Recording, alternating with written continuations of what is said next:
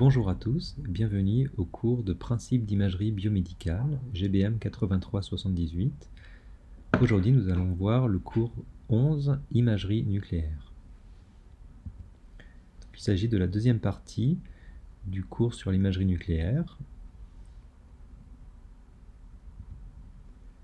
Un bref rappel du cours précédent. Alors, nous avons défini le concept de radioactivité. La radioactivité caractérisée par une désintégration d'un noyau atomique instable. La radioactivité suit une loi de décroissance exponentielle qui est caractérisée par une constante de désintégration, lambda, ou par la demi-vie. La demi-vie étant le temps que met un groupe d'atomes avant d'atteindre la moitié de sa masse. Alors on a distingué 4 modes de désintégration. Le premier mode étant appelé désintégration alpha, où lors de la désintégration, c'est-à-dire la transformation d'un élément vers un autre élément, une particule alpha qui correspond à un atome d'hélium va être éjectée. Donc il s'agit d'une particule très, très lourde, très énergétique. Également la désintégration bêta- et bêta+, qui vont produire respectivement des électrons et des positrons. Et puis également la désintégration isomérique, qui correspond à l'éjection d'un rayon gamma. Donc là, on se rend compte on peut distinguer deux types de désintégration. La désintégration particulière qui va produire des particules, comme les particules alpha et bêta, et la désintégration électromagnétique qui, elle, va produire des rayons électromagnétiques très énergétiques. C'est pour ça qu'on les appelle des rayons gamma.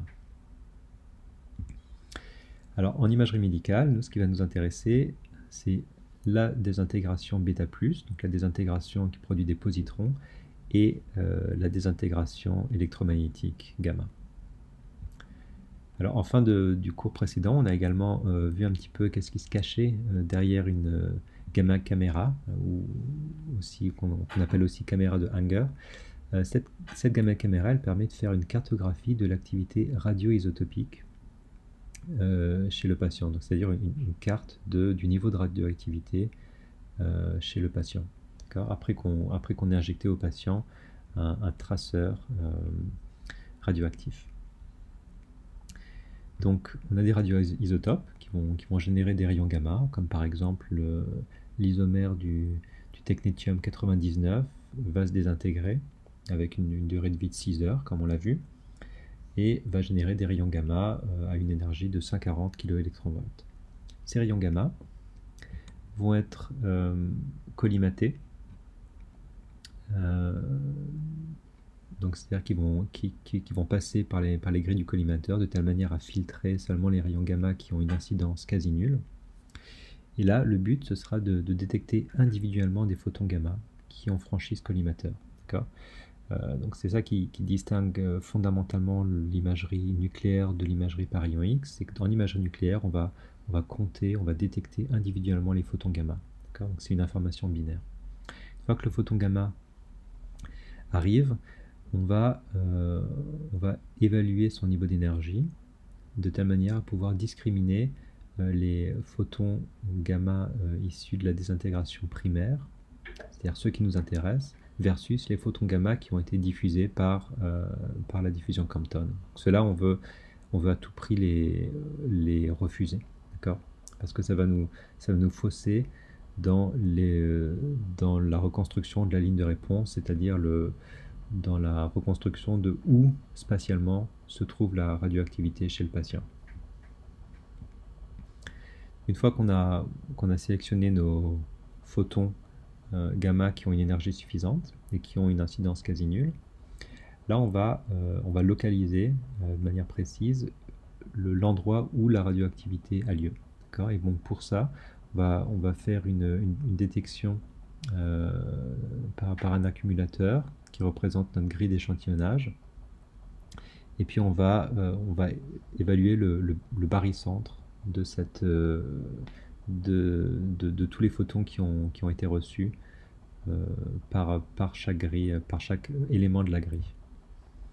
la quantité de photons émis par unité de temps, elle suit une loi de Poisson. Et la résolution spatiale en imagerie nucléaire, en scintigraphie, va dépendre de la quantité de photons reçus. D'accord ? Vous vous rappelez de l'expérience de simulation qu'on a vue la semaine dernière. Cette quantité de photons, elle va directement être reliée à l'écart type de l'histogramme de comptage des photons. Donc ça va correspondre à ce qu'on appelle la résolution intrinsèque de notre système. On a évidemment une dépendance de la résolution spatiale dans la taille des détecteurs et dans la résolution du collimateur. Donc on a un compromis à trouver entre la taille de ces détecteurs et la résolution intrinsèque qui elle-même dépend du nombre de photons reçus.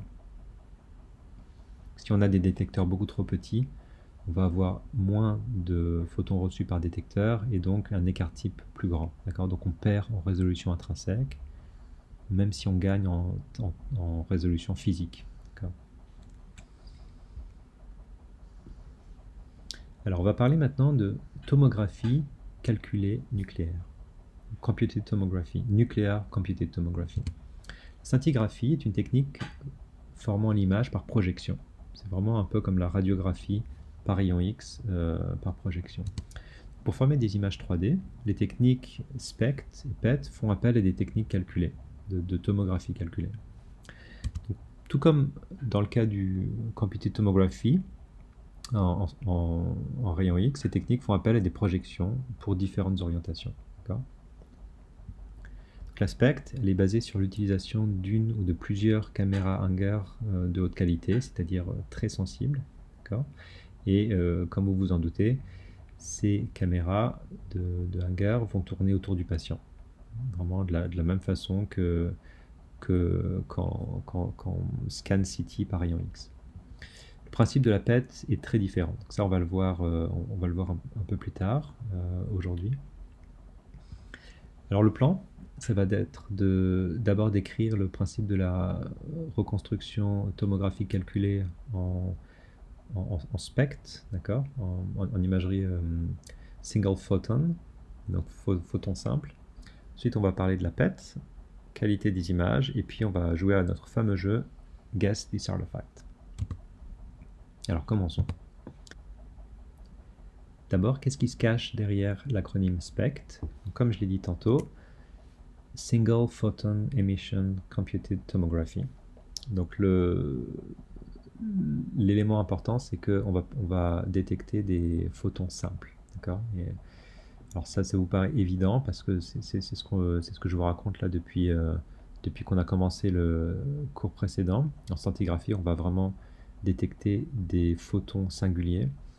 La raison pour laquelle on distingue cet acronyme SPECT de l'autre méthode qui s'appelle PET, c'est qu'en PET, on va détecter 2 photons. Donc c'est pour ça que la technologie SPECT est explicitement ciblée sur la détection d'un simple photon, d'un seul photon. Et puis la computed tomography vient évidemment du fait qu'on va faire une reconstruction 3D. Et cette reconstruction 3D, elle va suivre le même principe, exactement le même principe que pour les rayons X, c'est-à-dire avec la transformée de radon. En instrumentation, donc c'est une gamma caméra qui va tourner autour du patient, et puis pour augmenter la sensibilité, on va souvent avoir 2 voire 3 gamma caméras qui vont être positionnés avec un certain angle et puis tourner autour du patient en enregistrant simultanément la radioactivité. Et ensuite, on fait donc une reconstruction par rétroprojection convoluée. Et en termes de collimation, on peut utiliser une collimation parallèle ou en éventail. Alors, on va maintenant se pencher un peu plus sur la méthode de formation des images. Et donc, on va introduire un formalisme mathématique qui va nous permettre de décrire la transformée de radon dans le cadre de l'imagerie SPECT. Donc, on va noter A, la radioactivité à l'intérieur de l'objet imagé. Donc A, on ne le connaît pas. Okay, c'est notre variable d'intérêt. La coordonnée z est orientée le long du patient. Donc là, la gamma caméra va tourner autour de l'axe z. Donc si on considère un angle θ de 0, c'est-à-dire la gamma caméra, le plan de la gamma caméra qui va être orthogonal au vecteur y, alors le taux de fluence de photons, c'est-à-dire le nombre de photons par unité de surface par unité de temps, va s'écrire comme l'intégrale de moins l'infini à r étant l'endroit, la coordonnée selon y où va se trouver la gamma caméra. On intègre à partir de moins l'infini. De donc A, qui est notre radioactivité, divisé par 4pi de y moins r le tout au carré, qui correspond à l'atténuation par la distance, et puis notre fameuse exponentielle de moins intégrale de y à r, mu, qui correspond à notre coefficient d'atténuation, x, y', z, et là y' étant la variable dans cette deuxième intégrale entre y et r. D'accord.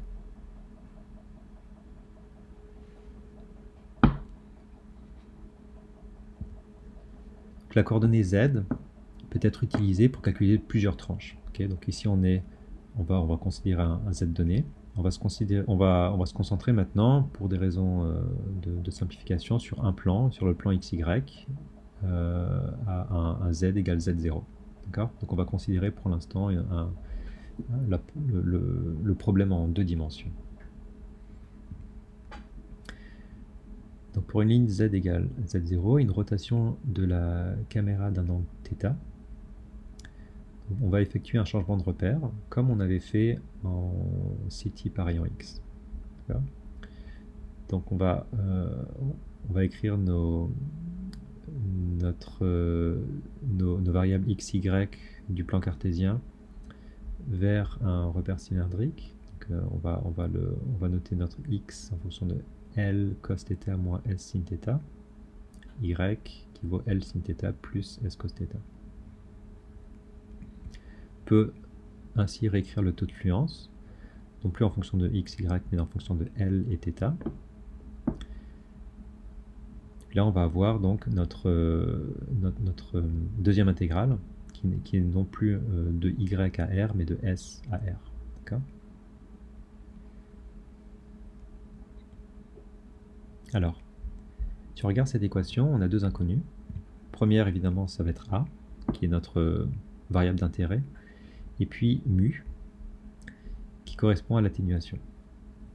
Alors, vous vous rappelez, en rayon X, nous, ce qui nous intéresse, c'est U. Okay, c'est ça qu'on veut quantifier. Alors qu'en radioactivité, mu, c'est une variable qui est, confondante, qui ne nous intéresse pas.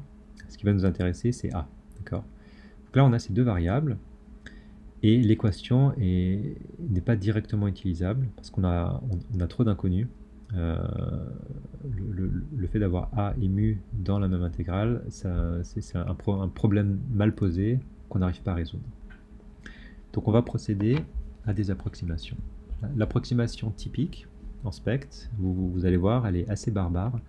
Elle va consister à ignorer le terme exponentiel d'atténuation et ignorer la décroissance qui dépend de la distance.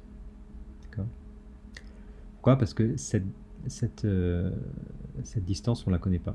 Okay, on ne sait pas d'où vient la source radioactive dans notre ligne de réponse pour un angle θ donné, et a fortiori on ne peut pas du coup estimer notre mu et l'intégrer au sein de l'intégrale principale de moins l'infini à r. Donc on va se retrouver avec un taux de fluence de moins l'infini à plus l'infini. Okay, donc vous avez vu qu'on a en fait réécrit le grand R comme l'une des bornes de notre intégrale. On a transformé ce grand R en plus l'infini. On peut le faire, ça ne change rien. On sait juste que la radioactivité va être égale à 0 au-dessus du collimateur.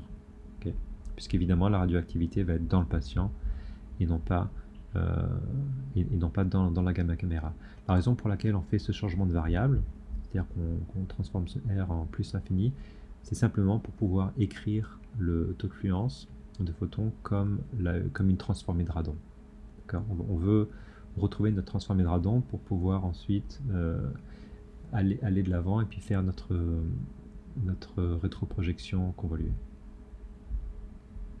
Donc on peut maintenant écrire notre phi qui vaut l'intégrale de moins l'infini à plus l'infini de A. Et ensuite on peut réécrire cette équation comme une convolution avec une réponse impulsionnelle linéique. Donc notre Dirac x cos θ plus y sin θ moins L. Alors pour information, on a fait exactement le même, la même manipulation mathématique en CT scan par rayon X. Donc je vous invite à regarder les slides en reconstruction tomographique par rayon X. Vous allez retrouver exactement la même équation. La seule chose qui change, c'est qu'ici on a notre inconnu qui est A.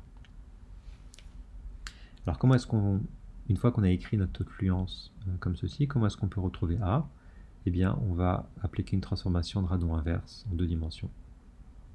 Donc, ça rappelle fortement l'équation utilisée en CT. Une différence importante ici, c'est qu'on considère directement l'intensité mesurée par les détecteurs, c'est-à-dire le nombre de photons, alors qu'en CT, on va transformer le signal par une fonction logarithme pour retrouver l'atténuation. Vous vous rappelez que en CT scan par rayon X, on avait notre exponentielle de moins mu. Et donc, pour pouvoir, après avoir fait la transformée de radian, on applique un logarithme pour pouvoir retrouver notre mu. Ici, on a directement A dans la double intégrale. Donc on va considérer simplement l'intensité mesurée par les détecteurs, qui va correspondre à notre niveau de radioactivité. Et on va voir que les choses se compliquent, justement, dû à la présence de ce coefficient d'atténuation. Donc, pour retrouver A, comme on l'a dit tantôt, on applique une rétroprojection convoluée. On a maintenant ce petit C tilde qui correspond au filtre rampe approximé. C tilde correspond à un filtre qui est appliqué le long de L, c'est-à-dire notre ligne de réponse, pour chaque θ et pour chaque z. C'est-à-dire pour chaque θ, c'est-à-dire pour chaque angle que fait la caméra autour du patient, et z pour chaque tranche qu'on va enregistrer. Et comme vous vous souvenez, ce filtre C tilde, il permet de corriger cet effet de blurring qui est intrinsèque au principe de rétroprojection. Si vous alignez chaque ligne de sinogramme, et puis que vous les superposez, vous allez obtenir ce flou en 1 sur R, d'accord? Donc cette fonction C tilde, elle a pour but de justement atténuer ce flou en 1 sur R. Typiquement, pour obtenir cette fonction C, on va utiliser un filtrage passe-bas de type boxcar ou Hanning. Et le choix de ce filtre, qu'on appelle W ici, va influencer la résolution spatiale en spectre. Donc si les hautes fréquences sont coupées, alors la résolution spatiale de l'image va être diminuée.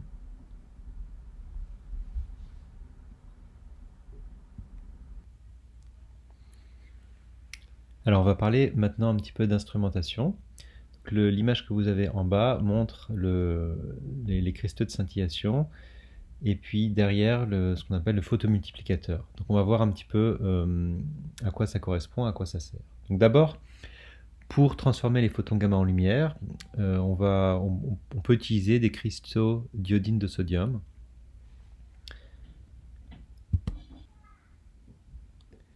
Donc une fois que les photons gamma sont transformés, les photons avec une énergie inférieure vont arriver dans ce qu'on appelle un photomultiplicateur. Alors, ce photomultiplicateur, il est constitué d'un tube vide dans lequel un champ électrique est appliqué. Donc, comme vous voyez dans l'encadré rouge, ce champ électrique il est appliqué entre la photocathode et l'anode, qui est tout à droite. Okay. Le photon de faible énergie va arriver sur la photocathode et, par effet photoélectrique, va produire un électron. Ces électrons incident sur les dinodes. Donc les dinodes, vous voyez, c'est les petits éléments bleus courbés. Les électrons qui arrivent sur ces dinodes vont être multipliés par un phénomène d'émission secondaire. Donc l'émission secondaire, c'est un phénomène dans lequel une particule incidente qui a suffisamment d'énergie va passer par une surface ou à travers un certain matériau et puis induire l'émission de secondes particules.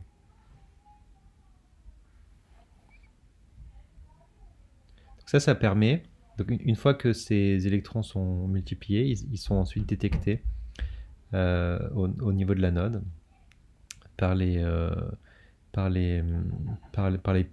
que vous voyez tout à droite. Donc ça permet d'augmenter très, très fortement la sensibilité de détection d'un seul photon gamma.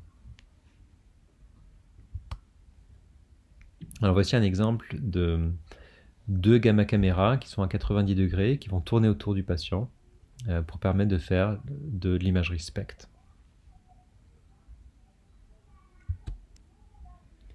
Alors les applications en imagerie SPECT, elles vont être évidemment associées aux radiotraceurs qui permettent de faire de l'émission, de la désintégration gamma. Okay. Alors ces applications, elles sont nombreuses.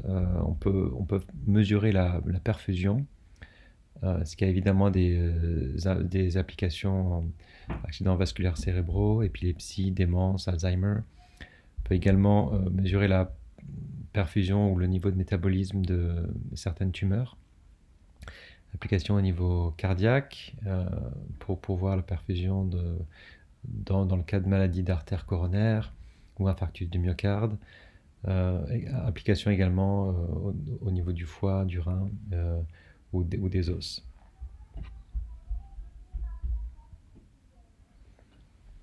Alors, on a vu le principe de l'imagerie SPECT. Maintenant, on va passer à l'imagerie PET.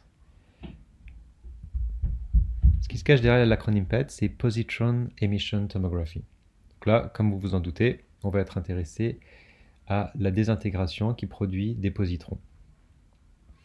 Mais ce qu'il faut retenir, c'est qu'on ne va pas détecter ces positrons. Okay, ce qu'on avait décrit dans le cours précédent, c'est que ces positrons, ils vont éventuellement se balader dans le tissu, et puis ils vont ensuite rencontrer leur âme sœur, un électron, et produire deux rayons gamma de très haute énergie, 511 kV, dans la même direction mais de sens opposé. Okay, donc on appelle ce phénomène annihilation. Et des lignes de coïncidence, qu'on appelle aussi lignes de réponse, vont être construites et utilisées pour former l'image. Donc comme vous voyez dans le petit graphique en bas à gauche, il y a deux rayons gamma qui vont être émis en même temps, et là, il y a deux détecteurs, de part et d'autre, qui vont s'allumer et puis qui vont indiquer au système de reconstruction que là, il y a cette ligne de réponse qui existe et que la radioactivité, elle se trouve sur cette ligne de réponse.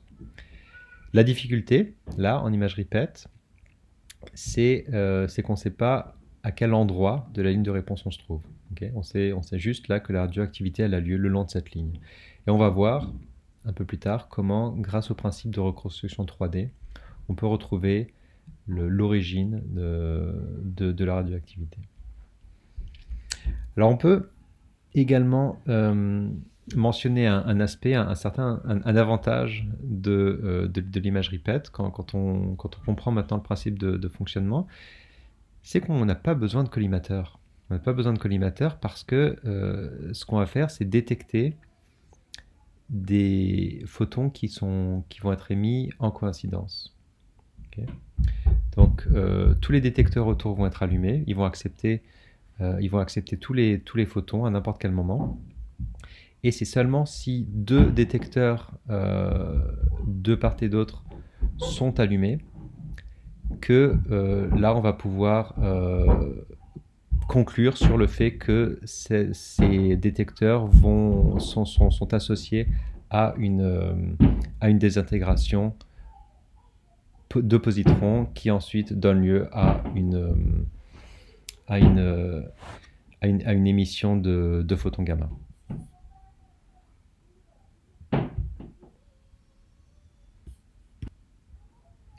Donc, les avantages de l'imagerie PET par rapport à l'imagerie SPECT, comme on l'a dit, on n'a pas besoin de collimation et donc l'implication, c'est qu'on a une bien plus grande sensibilité. Okay, on ne va pas seulement capturer les photons gamma qui arrivent avec une incidence non nulle, mais on va pratiquement tous les capturer.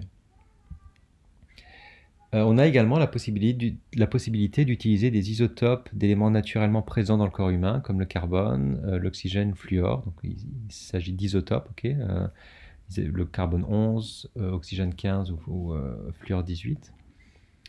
Et ça nous permet d'avoir des informations, des informations pertinentes sur la physiologie, comme par exemple le flux sanguin ou les mesures de métabolisme. Le métabolisme aérobique, si on quantifie l'oxygène par exemple, ou métabolisme anaérobique, si on quantifie le glucose, grâce à l'atome de fluor, également des acides gras. Ce qu'on doit mentionner par contre, c'est que ces radionucléides ont généralement une durée de vie assez courte, okay, une demi-vie assez courte. Donc, ça permet de faire plusieurs expériences en une journée chez un même sujet, sans avoir d'activité radioactive de l'expérience précédente. Mais par contre, l'inconvénient, c'est que ça nécessite d'avoir un cyclotron à proximité pour pouvoir synthétiser ces radionucléides. Donc, c'est un avantage pour un inconvénient, on va dire. Alors, un rappel de comment la désintégration bêta s'opère. Donc dans un noyau, lorsque le ratio proton-neutron est trop élevé, là il va y avoir une transformation d'un proton en un neutron et émission d'un positron qui nous intéresse et d'un neutrino. Donc vous avez en bas l'exemple de la désintégration du fluor 18 qui donne l'oxygène 18 et une particule bêta. Alors donc c'est ça, comme on l'a dit, cette particule bêta, elle va parcourir quelques millimètres dans le tissu, rencontrer un électron et puis s'annihiler. Alors bon, quand on dit que les deux photons vont dans la même direction, vous avez vu le petit astérix que j'ai rajouté en bas, c'est qu'en fait cette distribution,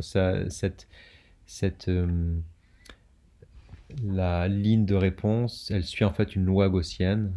Donc on n'a pas exactement un angle de 180 degrés entre les deux photons gamma, mais on a 180 plus ou moins 0,25 degrés.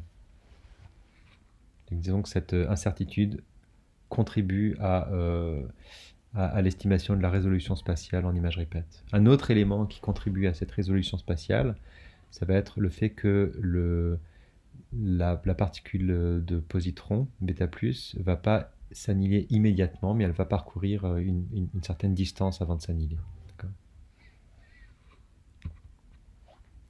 Alors on va maintenant s'intéresser au principe de la détection par coïncidence et de la reconstruction de la radioactivité. Donc on a vu que pour une source ponctuelle de positrons, et pour chaque détection en coïncidence, la ligne de réponse, elle joint les deux détecteurs impliqués en même temps. C'est ce en même temps qui est clé ici. Et par ce en même temps, on est dans un ordre de grandeur temporelle de la nanoseconde, voire de la dizaine de nanosecondes. Okay. Ces lignes de convergence, okay, elles convergent au même point. Donc c'est-à-dire que on attend, et puis plus on attend, plus il y aura des intégrations bêta+ qui vont s'effectuer, et puis plus on va détecter de lignes de réponse. Et toutes ces lignes de réponse, elles sont censées s'intersecter au même point, si on a une seule radioactivité.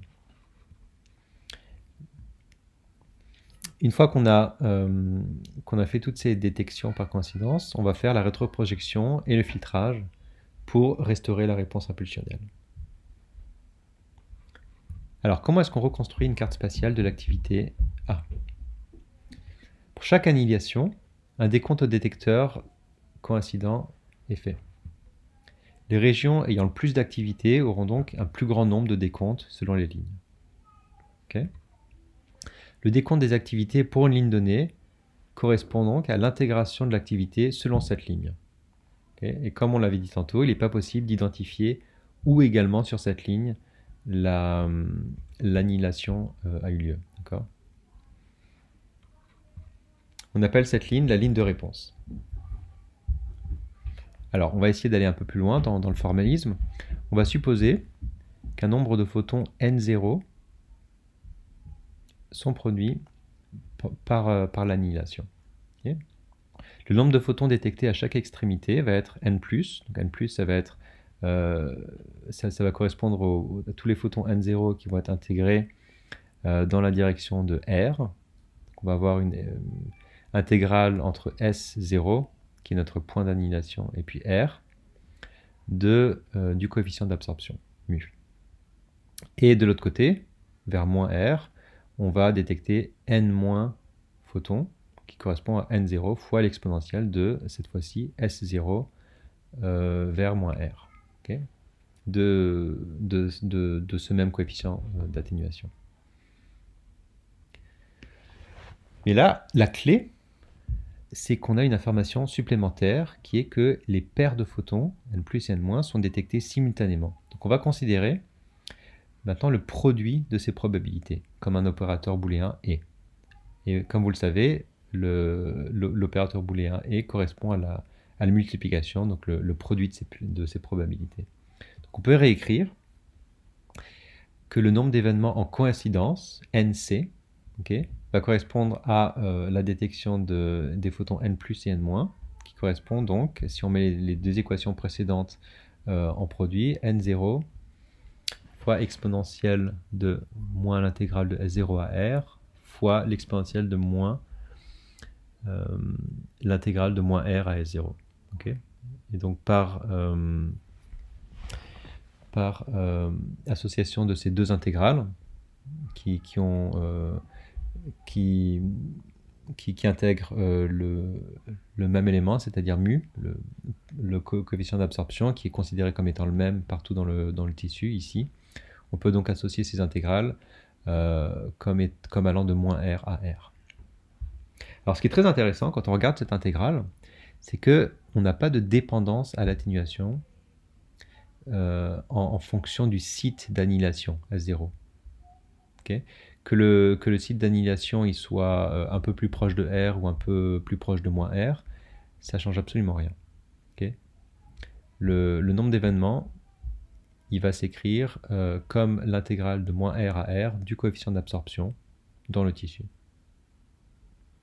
Et ça nous permet de simplifier très fortement la reconstruction en comparaison à la reconstruction spectre. Vous vous rappelez, quand on voulait formuler la transformée de Radon, on avait deux inconnus, on avait A et on avait mu. Okay, et on a dû supprimer mu par approximation parce qu'on avait en fait une incertitude d'où est-ce qu'il fallait intégrer ce mu en fonction du site de radioactivité. Quand on fait de la reconstruction PET, on n'a plus cette limitation-là, parce que, encore une fois, on va intégrer mu sur toute la longueur de la ligne de réponse. Et ça, c'est vraiment lié au fait que, au lieu de détecter un seul photon, on va en détecter deux, et puis on va considérer finalement que ces photons vont traverser le tissu intégralement, d'un bout à l'autre, et donc on va finalement intégrer, on va considérer l'atténuation sur toute la longueur.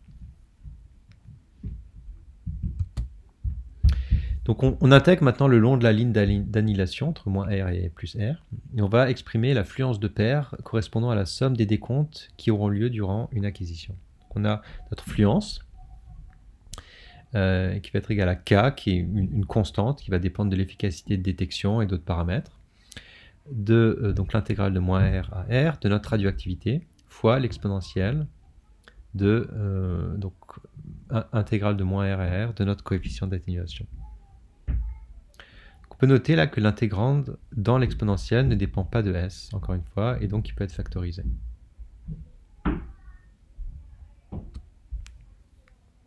Il vient donc l'équation PET qui correspond au taux de fluence qui vaut K moins R à R de A fois exponentielle de, et puis là notre intégrale moins R à R de mu qui est notre coefficient d'atténuation.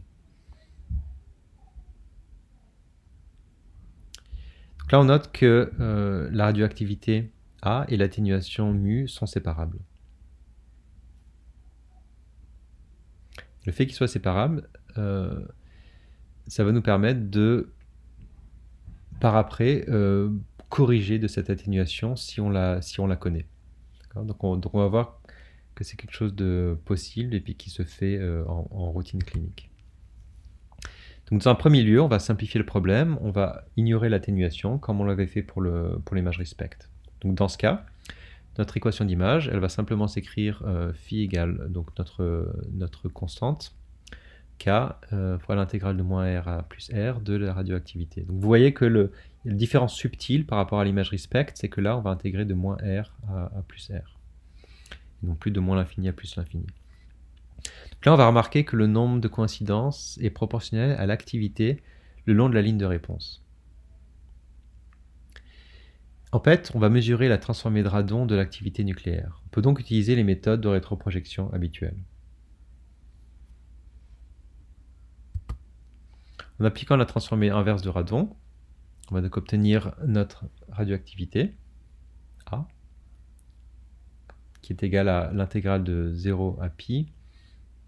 C'est-à-dire qu'on va tourner de 0 à 180, et puis à chaque fois qu'on tourne, on va intégrer selon notre ligne de réponse, moins l'infini à plus l'infini, ou moins R à plus R, puisqu'on sait qu'au-delà des bornes de R, notre radioactivité va être nulle.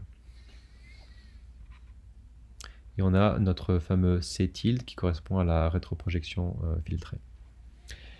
Et alors là, ce qui est intéressant, c'est que on peut maintenant faire intervenir le coefficient d'atténuation mu qu'on avait approximé, qu'on avait ignoré avant, mais maintenant on peut l'ajouter de telle manière à pouvoir corriger notre taux de fluence. Donc ce qu'on va faire, c'est qu'on va prendre notre taux de fluence et on va le diviser par K fois exponentielle de moins l'intégrale de moins R à R de notre coefficient d'atténuation pour une énergie qui est connue, parce qu'on sait que notre rayon gamma, il va avoir 511 kV d'énergie. Et une fois qu'on divise notre taux de fluence mesuré par ce facteur de correction qui correspond à mu, alors on se retrouve avec notre taux de fluence corrigé. Et puis on pourra ensuite retrouver notre radioactivité corrigée pour l'atténuation. Donc on aura une meilleure estimation de la radioactivité qu'on retrouve ici. Donc, qu'est-ce qui se passe si on ne fait pas cette correction d'atténuation? Eh ben, on a une surestimation de l'activité radioactive. D'accord?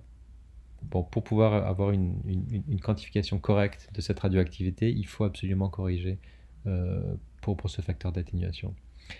Mais maintenant, la question, c'est comment est-ce qu'on trouve ce mu? Comment est-ce qu'on peut calculer ce dénominateur K exponentiel de moins intégrale de moins R à plus R de mu? Et bien, pour trouver ce mu, on peut le faire empiriquement. Alors, il y a deux approches qui ne sont pas mutuellement exclusives. La première consiste à placer une source radioactive à l'extérieur du corps, puis à faire l'acquisition PET. Comme on connaît l'activité radioactive, on peut ensuite estimer ce mu. L'autre approche consiste à estimer ce mu par imagerie CT. Donc on peut trouver un fantôme de polyéthylène qui va contenir différentes densités d'éléments. Okay. Et puis on va imager ce fantôme en imagerie par rayon X et en imagerie PET. Okay. Donc on a ensuite une table qui nous permet de relier les valeurs d'atténuation en rayon X avec les valeurs d'atténuation en imagerie PET. Okay. Et puis une fois qu'on trouve ces valeurs, eh bien, on peut faire passer un CT scan par rayon X à la personne, au même patient, et puis par un principe d'interpolation de cette ligne que vous avez ici, on peut retrouver ensuite le mu pour des rayons gamma qui correspondent à une énergie de 511 kV. Okay. C'est quelque chose qui est fait en routine clinique maintenant, et c'est d'ailleurs un des avantages d'avoir les systèmes PET et CT X intégrés. Okay, ça nous permet de faire ce genre de reconstruction corrigée et d'avoir une estimation assez robuste du coefficient d'atténuation mu.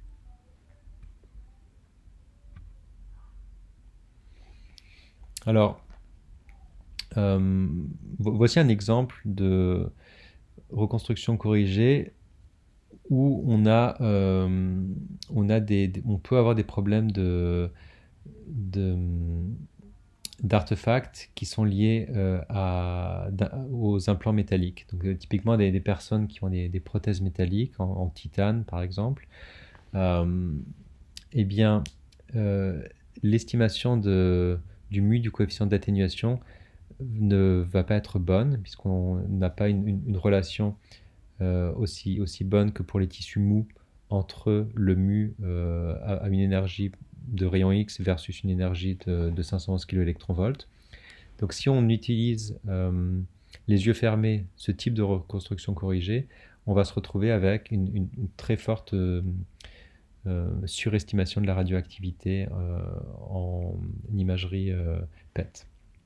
Donc pour pallier à ce problème, là, il y a des algorithmes qui ont été développés où on va acquérir un sinogramme, comme vous voyez tout en haut, reconstruire l'image en CT, segmenter l'image ensuite, et puis après la segmentation, on va pouvoir... donc cette segmentation, en fait, va détecter automatiquement les éléments qui ont un coefficient d'absorption anormalement élevé par rapport au tissu mou, okay, incluant les os. Une fois qu'on a fait cette segmentation, on peut ensuite corriger disons de ces points, de ces pixels dans l'espace au moment où on fait la reconstruction de l'image PET et la correction avec ce facteur d'atténuation.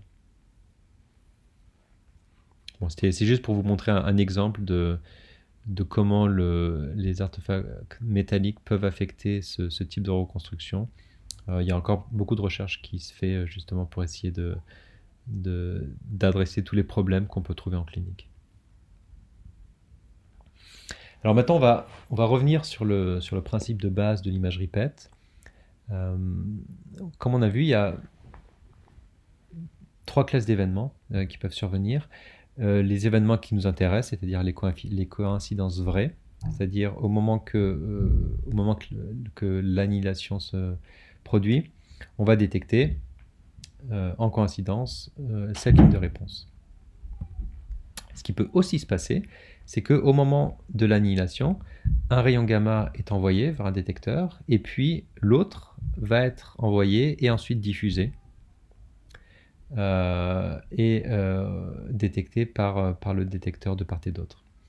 Alors on avait dit tantôt que un des intérêts de l'imagerie PET, c'est qu'on n'avait pas besoin d'utiliser de collimateur. Ben là, vous voyez que si on n'utilise pas de collimateur, on se retrouve avec ce genre de problème. Okay, donc, dans certains cas, on va vouloir utiliser des collimateurs pour justement essayer de limiter ce type de coïncidence diffusée.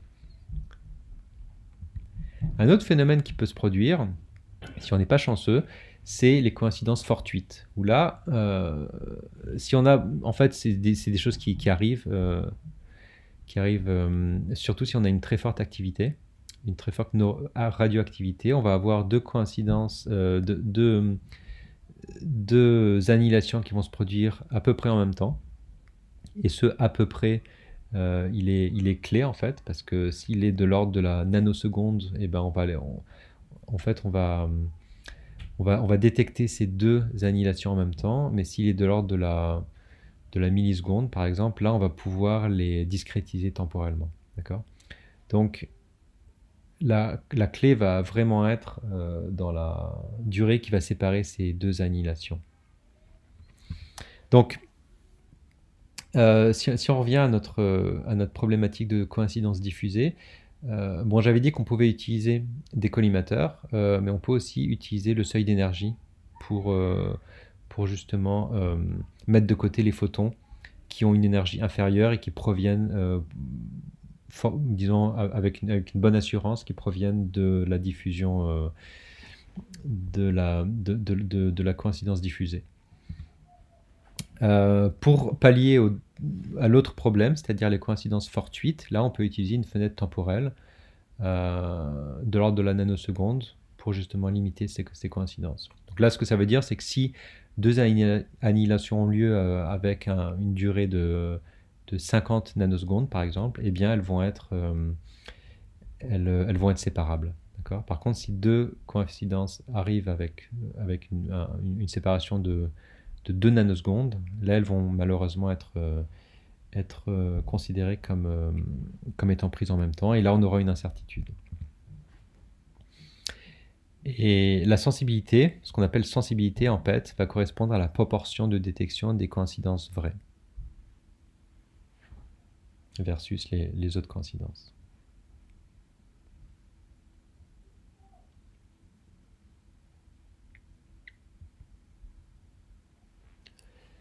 Alors on va reparler encore un petit peu d'instrumentation et on va voir comment le détecteur a un impact sur ces phénomènes de coïncidence fortuite. Pour arrêter les photons très énergétiques, les cristaux de scintillation sont plus épais et plus absorbants qu'en SPECT. En SPECT, comme vous savez, on est plutôt de l'ordre de centaines de kiloélectronvolts. On peut utiliser le germanate de bismuth qui a une absorption 3 fois plus élevée que les cristaux d'iodine de sodium. Ils ont environ 3 cm d'épaisseur. Donc, beaucoup de recherches se fait actuellement pour trouver des cristaux plus efficaces, c'est-à-dire avec une constante de temps plus courte que le germanate de bismuth. Cette constante de temps, elle est de 300 nanosecondes. Alors quel est l'intérêt d'avoir une faible constante de temps ? Eh bien cet intérêt, c'est de réduire la fenêtre de détection et donc de réduire le nombre de détections fortuites. Okay.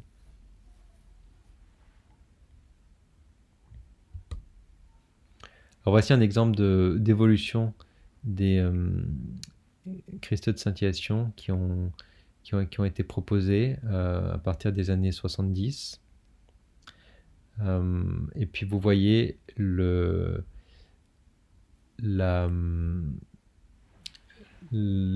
l'augmentation de la résolution spatiale et de la sensibilité au cours du temps, justement, qui est très fortement liée à la meilleure performance de ces cristaux de scintillation.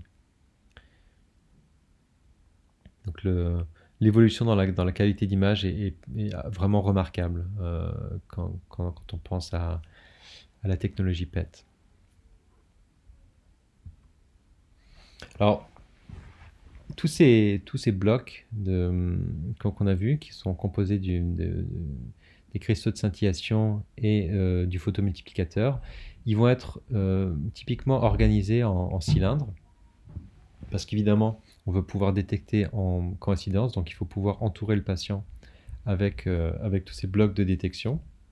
Donc un exemple de géométrie, donc évidemment, ça va être dépendant des applications et du type de constructeur.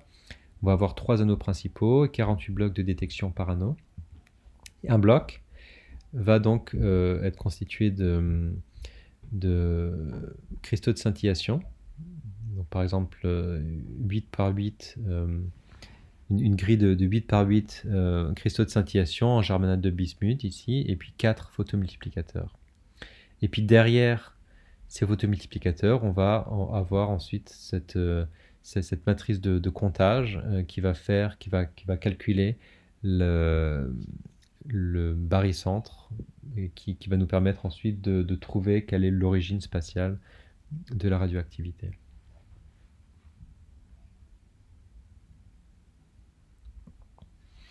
Alors, on a pensé en 2D, dans les exemples que je vous avais montrés, c'était des exemples 2D, mais il faut imaginer que on va mettre un patient à l'intérieur, d'accord, et que les annulations, elles peuvent se passer pas seulement dans un plan, mais aussi dans différentes directions de l'espace, dans la direction de Z. Alors, comment est-ce qu'on peut avoir des tranches 2D? On peut avoir ces tranches 2D en ajoutant une collimation. Une collimation qui va être restreinte, qui va restreindre l'incidence dans la direction de Z. D'accord. Ça, c'est associé à moins de sensibilité, mais ça réduit le nombre de coïncidences diffuses et fortuites qu'on peut avoir si on fait de l'imagerie 3D pure, où là, on va détecter sans collimation la radioactivité. Donc, il y a différents algorithmes qui permettent, à partir d'imagerie 3D, de retrouver les radioactivités.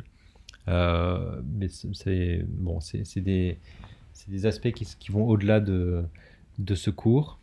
Mais je vous invite à vous renseigner un petit peu sur le sujet. C'est des algorithmes passionnants. Alors voici un exemple de scanner PET. Alors ce qui est, disons, c'est mécaniquement plus élégant, étant donné qu'il n'y a pas de grosse gamma caméra qui va tourner autour. Là, on a simplement des détecteurs placés tout autour qui vont permettre de détecter en coïncidence. C'est des systèmes qui sont aussi plus dispendieux. Alors, comme on l'a mentionné, c'est très intéressant de pouvoir combiner l'imagerie CT et l'imagerie PET. Donc, l'imagerie CT, ça permet une très haute résolution, donc ça vous donne une information anatomique. Et en plus de ça, on peut ajouter l'information PET, qui est une information plutôt fonctionnelle et physiologique. Okay. Mais par contre, à une très faible résolution. Il y a des approches traditionnelles, sans système combiné, qui vont consister à acquérir les images CT et PET séparément, et puis ensuite faire un recalage avec des algorithmes de recalage traditionnels pour pouvoir superposer les images CT et les images PET. Donc typiquement les systèmes CT-PET résolvent ces problèmes de recalage et améliorent le workflow clinique. Comme on l'a vu également, un intérêt qui n'est pas mentionné ici sur cette slide d'avoir la combinaison CT et PET, c'est de pouvoir estimer le coefficient mu à partir de l'acquisition CT. Alors si on parle de résolution spatiale, en comparaison à l'IRM, le PET moderne a environ 2 à 3 mm de résolution versus 1 à 2 mm pour l'IRM. Et bon, c'est une slide qui est relativement vieille, mais aujourd'hui en IRM on arrive à avoir des résolutions sous-millimétriques, qui est de l'ordre de 0,5 mm, voire même encore mieux que ça. Les applications PET, donc comme on l'a vu, on utilise des radionucléides qui sont plus présents naturellement. Et donc ça permet de mesurer le métabolisme aérobique et anaérobique, détecter les tumeurs, mesurer la perfusion, application cardiaque également, flux sanguin, métabolisme et puis détection de tumeurs. Ce qui est intéressant, c'est que le PET est aussi fortement utilisé dans le milieu des neurosciences. Et dans les années 80, Marcus Reichel à Washington University a justement démontré, grâce à un système PET, que différentes zones du cerveau sont engagées dans des tâches fonctionnelles différentes. Par exemple, quand des personnes voient des mots, là c'est le cortex occipital qui va être plutôt en activité, parce que c'est la partie du cortex qui est reliée justement à la vision, alors que le cortex auditif lui va s'activer quand on va faire écouter des mots à des sujets. Ça, c'est la neuroimagerie est un domaine des neurosciences qui est en boom actuellement, même depuis les 20 ou 30 dernières années. Et puis l'IRM fonctionnel que vous avez vu dans les cours précédents tend à remplacer l'imagerie PET pour justement faire de l'imagerie fonctionnelle.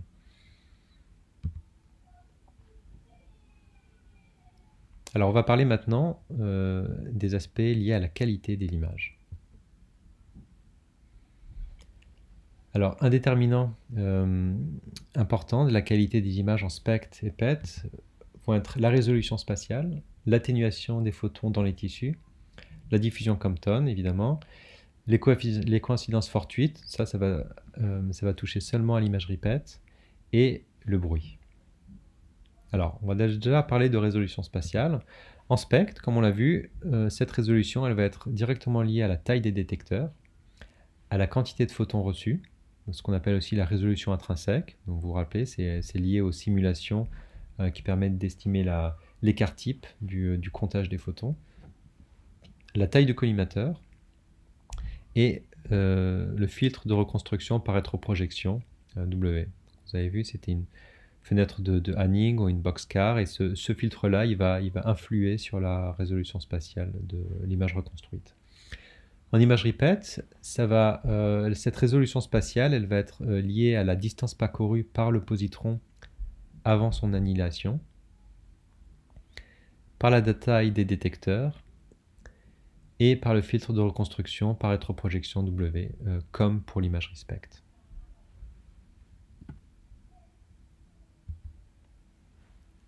Alors l'atténuation des photons, donc l'origine de cette atténuation, comme en rayon X, c'est l'effet photoélectrique qui va contribuer à l'absorption des photons gamma dans les tissus. Alors ce qu'on a vu, c'est que plus l'énergie était élevée, moins l'effet photoélectrique était présent.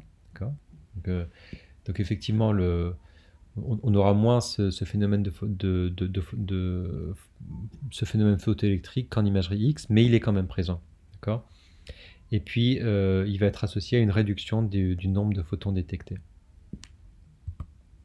Alors l'effet sur l'image, c'est que ça va diminuer la quantité de radioactivité détectée au centre d'un objet comparativement à la périphérie. C'est-à-dire que si le rayon gamma doit parcourir plus de tissu, alors il y a plus de chances que ce photon soit absorbé par effet photoélectrique.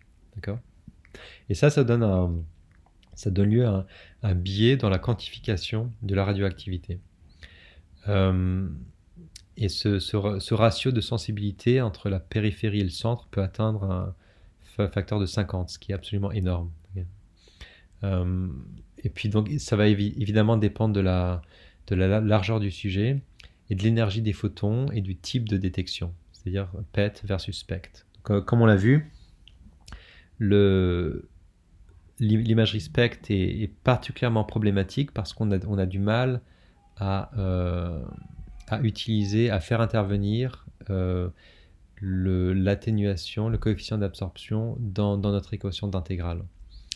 Alors qu'en imagerie PET, on peut l'estimer par CT par exemple, par CT par rayon X, et puis le corriger a posteriori. Alors les stratégies de reconstruction pour pouvoir estimer, ou en tout cas mitiger ce biais lié à l'atténuation des photons. En imagerie SPECT, on va faire de la rétroprojection convoluée avec un filtrage approximatif. On va faire ce qu'on appelle du Attenuation Correction Factor, où on va en fait faire plusieurs estimations. Et puis pour chaque estimation, on va avoir une information de d'où la radioactivité peut avoir lieu. Une fois qu'on sait où elle peut avoir lieu, alors on peut faire intervenir dans l'équation de rétroprojection l'origine de la radioactivité et donc savoir comment intégrer notre coefficient d'absorption. Okay. Donc c'est par phénomène itératif, on peut essayer d'avoir une information sur cette atténuation et donc de corriger, d'améliorer en tout cas la quantification de la radioactivité en imagerie SPECT. En imagerie PET, là on a une correction relativement précise des effets de l'atténuation en utilisant une information a priori sur le mu. Donc encore une fois, on peut estimer ce mu grâce à une acquisition avec l'imagerie par rayon X. Ça c'est justement ce que je mentionnais tantôt, cet algorithme de reconstruction itératif. On va faire une reconstruction une première fois, estimer la localisation de la radioactivité et puis ensuite estimer comment faire intervenir ce coefficient d'absorption mu dans l'intégrale. On va le faire plusieurs fois et puis ça c'est une façon conventionnelle de reconstruire la carte de radioactivité en SPECT ou en PET. On a également d'autres méthodes, ce qu'on appelle la méthode Point Spread Function, qui est une technique un peu plus récente, qui permet de, comme vous voyez, si on compare la première et la deuxième ligne, d'avoir une carte un peu moins bruitée de la radioactivité.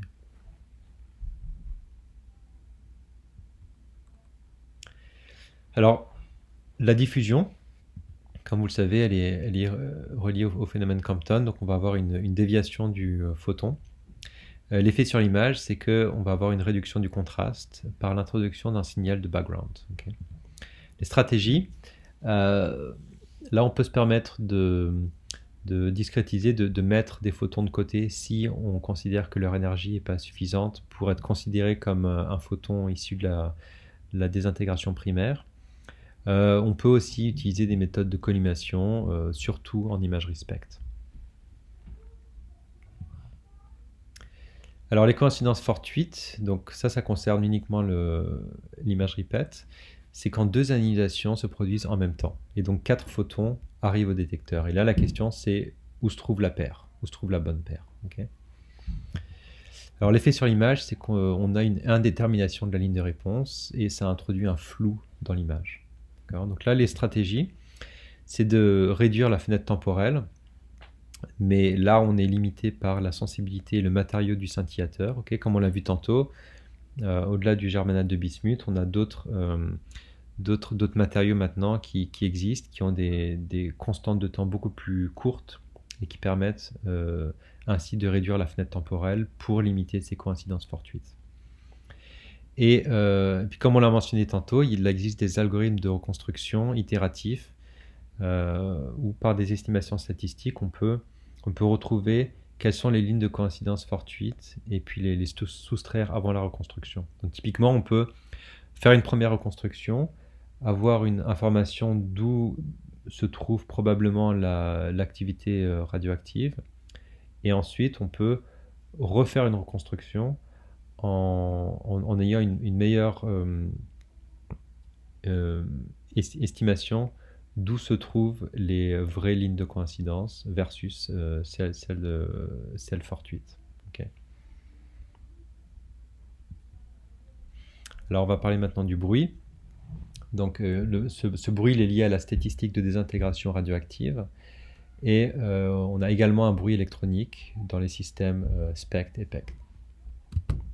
Alors l'effet sur l'image, c'est une réduction de la précision. Okay, c'est un effet non systématique. C'est un phénomène stochastique. Stratégie pour augmenter le rapport signal à bruit, c'est d'augmenter le temps d'acquisition, augmenter le dosage, c'est-à-dire avoir une plus grande concentration de radiotraceurs, ou diminuer la résolution spatiale, c'est-à-dire augmenter la taille des voxels.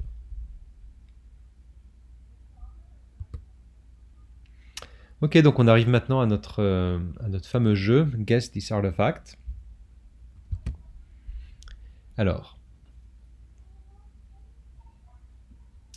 qu'est-ce qui pourrait causer ce type d'artefact? Donc ça, c'est quelque chose qu'on a rencontré en CT scan par rayon X, okay, parce que c'est un phénomène qui est lié à la reconstruction, disons à l'acquisition et puis à la reconstruction du sinogramme.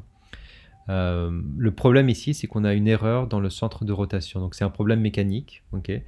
le centre de rotation a été un petit peu déplacé et on se retrouve avec avec une, avec ce type d'artefact,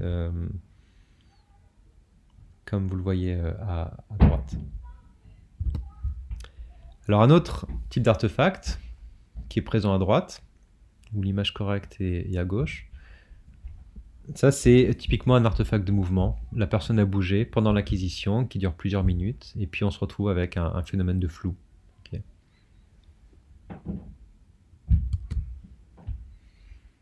Alors voici un autre artefact. Alors il faut un petit peu de contexte pour l'expliquer. Donc ça c'est une acquisition PET qui est faite avec du FDG pour permettre de mesurer le métabolisme anaérobique, c'est-à-dire le métabolisme qui inclut le glucose grâce à l'isotope fluor 18.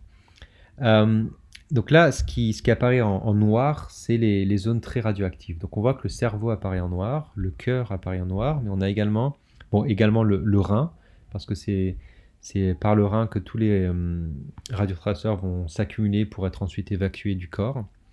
Par contre, la flèche pointe vers une petite zone qui se trouve au-dessus du rein et qui n'est pas censée être noire. En fait, la raison pour laquelle il y a une forte radioactivité ici, c'est parce que la personne a été opérée récemment et en lien avec l'opération, on a du tissu cicatriciel qui se forme et ce tissu cicatriciel est associé à une forte activité métabolique et donc apparaît très fortement en imagerie PET FDG.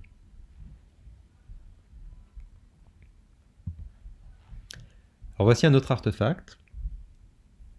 Alors là, l'image de gauche montre une image CT et la flèche en blanc pointe vers une prothèse métallique qui est en fait proche de l'épaule de la personne.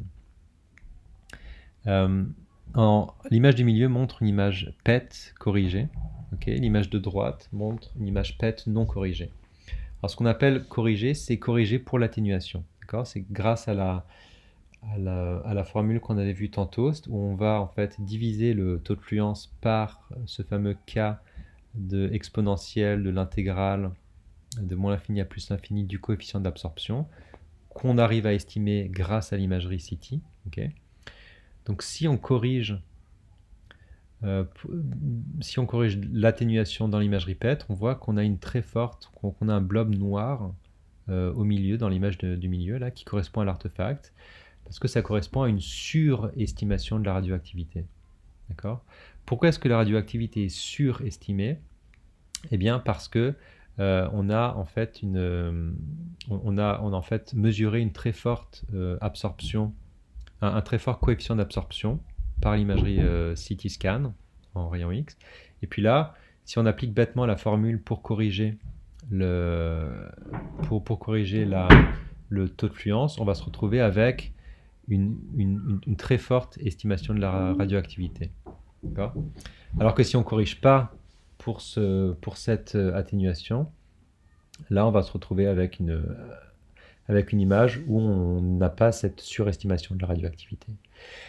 Donc c'est la raison pour laquelle, il y a quelques slides auparavant, je vous avais montré cet algorithme qui permet de réduire les artefacts en lien avec les prothèses métalliques. Donc c'est typiquement, ça a typiquement été développé pour contrecarrer ce type d'artefact.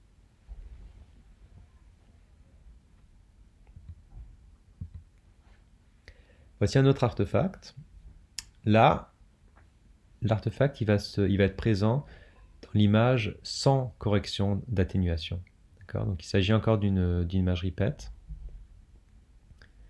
Et là, ce qu'on voit, c'est que c'est une section coronale de corps entier d'un patient avec un hamartoma. C'est une tumeur bénigne. Et donc on voit que ce hamartoma est présent comme étant un objet dense dans l'image avec correction d'atténuation. Par contre, dans l'image sans correction d'atténuation, là on perd complètement l'information de contraste de ce hamartoma. Et la raison pour laquelle on perd cette information de contraste, c'est parce que ce hamartoma est localisé dans une région assez profonde dans le corps, et donc du coup, les photons gamma vont être très fortement atténués. Les photons gamma provenant de cette tumeur vont être très fortement atténués et ne vont pas être détectés ensuite quand on reconstruit l'image sans correction. Donc ça, c'est une des raisons pour lesquelles c'est très important de corriger de l'atténuation pour pouvoir conserver le contraste dans les zones profondes. Alors voilà un autre artefact, encore une fois lié au phénomène de correction versus non-correction pour l'atténuation. Cette fois-ci, l'artefact il va se trouver dans l'image avec correction d'atténuation. On appelle ça un cold artifact. Et alors, l'artefact il pointe, donc c'est des petites flèches rouges là qui pointent vers une zone où la radioactivité est sous-estimée. Okay. Pourquoi est-ce qu'elle est sous-estimée? Parce que dans cette zone-là, on se trouve proche du diaphragme. Ce diaphragme est en mouvement. Pourquoi est-ce qu'il est en mouvement? Parce que pendant l'acquisition, qui dure plusieurs minutes, la personne respire, donc elle bouge son diaphragme. Et étant donné que le diaphragme bouge, on va avoir en fait une sous-estimation de l'activité métabolique parce que ce diaphragme se trouve en périphérie. Il se trouve en périphérie et donc il va être plus pondéré par la correction d'atténuation que dans le cas où on ne va pas corriger pour l'atténuation. Donc vous vous rappelez ce que va faire cette correction d'atténuation, c'est qu'elle va en fait augmenter le signal apparent pour les zones profondes, alors que les zones en périphérie vont être relativement peu touchées. Okay. Donc là, relativement à la zone profonde, les zones en périphérie, incluant le diaphragme, vont être relativement peu augmentées. La sensibilité va être peu augmentée, donc on se retrouve comme ça avec une sous-estimation de la radioactivité. Parce que c'est un organe qui bouge et donc du coup qui est associé à un artefact de mouvement en fait la radioactivité va être noyée dans cette région qui bouge. Okay. Alors pour faire un résumé du spectacle, l'imagerie SPECT, Single Photon Emission Computed Tomography, c'est en fait de la scintigraphie appliquée aux méthodes de tomographie computationnelle. Donc on a une, deux ou plus gamma caméras qui vont tourner autour du patient pour acquérir des projections pour chaque angle. Ensuite on fait la transformée de radon pour retrouver la radioactivité A par rétroprojection convoluée. L'imagerie PET, elle est basée sur un principe très différent. On va faire de la détection par coïncidence des photons gamma issus de l'annihilation des positrons électrons. On n'a pas besoin de collimation, donc on a nécessairement une meilleure sensibilité. La qualité d'image, elle va être limitée par la résolution spatiale, l'atténuation, ce fameux mu, la diffusion Compton, les coïncidences fortuites en imagerie PET et le bruit. Alors je vous ai mis c'est les mêmes liens que je vous avais mis pour le cours précédent. Okay, c'est des cours qui sont intéressants et qui sont pertinents pour l'imagerie nucléaire. Je vous ai également mis deux autres articles qui sont plus spécifiques à ce qu'on a vu aujourd'hui, c'est-à-dire la comparaison entre la technologie PET et SPECT, et puis une bonne revue de la littérature sur le PET-CT. Alors, puisque c'est le dernier cours de la saison, je vais vous donner quelques indications pour faciliter vos révisions pour l'examen. Euh, Disons, insister sur les choses qui sont importantes. Alors, on va couvrir ce qu'on a vu depuis le début, c'est-à-dire thématique sur les signaux et systèmes, savoir ce que c'est qu'un système linéaire et invariant par translation, pouvoir quantifier la qualité d'une image, d'accord? Donc tout ce qu'on a vu sur le contraste, résolution, bruit, artefact. En rayon X et radiographie, comprendre le concept d'ionisation, radiation, interaction particulière et électromagnétique, et puis atténuation dans les tissus et calcul de la dosimétrie. Radiographie, tomographie computationnelle, savoir ce que c'est qu'un sinogramme, comprendre la transformation de radon et la reconstruction filtrée. En ultrason, comprendre les équations d'atténuation, et puis savoir qu'on a différentes zones, zone de Fresnel, Fraunhofer, zone géométrique, et puis comprendre le concept de résolution axiale et latérale, et puis connaître aussi les équations pour les résolutions axiales et latérales. Également comprendre les différents modes d'acquisition, A, M et B, ainsi que l'imagerie Doppler.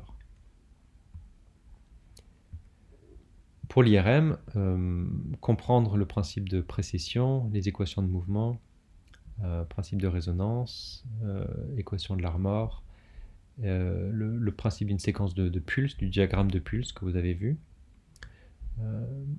les qualités d'image et les méthodes avancées qui incluent diffusion et imagerie fonctionnelle. Pour les révisions concernant l'imagerie nucléaire, comprendre le principe de base de la structure atomique qu'on a vu au cours précédent, la définition de la radioactivité, le principe de base de la gamma caméra, et puis ce qu'on a vu aujourd'hui concernant l'imagerie SPECT et PET. Alors quelques conseils, en lien avec une question qu'on me pose toujours, c'est-à-dire est-ce qu'il faut retenir toutes les équations? Alors non, il n'y a pas besoin de retenir toutes les équations, juste celles qui sont importantes. Quand généralement des équations importantes, je vais les mentionner en cours, que ce sont des équations importantes, okay, comme l'équation de Larmor par exemple, est une équation importante. Mais il faut par contre pouvoir comprendre toutes les équations qu'on a vues. Okay. Je vous encourage à refaire les exercices qu'on a vus pendant le cours, donc les quelques quiz qu'on a vus pour chaque matière. Et puis revoir les différents labos et l'examen de mi-session. Alors, exceptionnellement, pour cette année, vous n'avez pas eu de devoir maison à faire, donc évidemment, vous n'aurez pas besoin de revoir le devoir maison. Pour finir, pensez à l'extérieur de la boîte, comme dit l'expression. C'est la meilleure façon pour solutionner certains des problèmes que vous aurez à résoudre pour l'examen. Bon, pour finir, j'aimerais vous souhaiter une bonne continuation à tous. J'ai été très heureux de faire ce cours avec vous. Bonne chance pour la suite.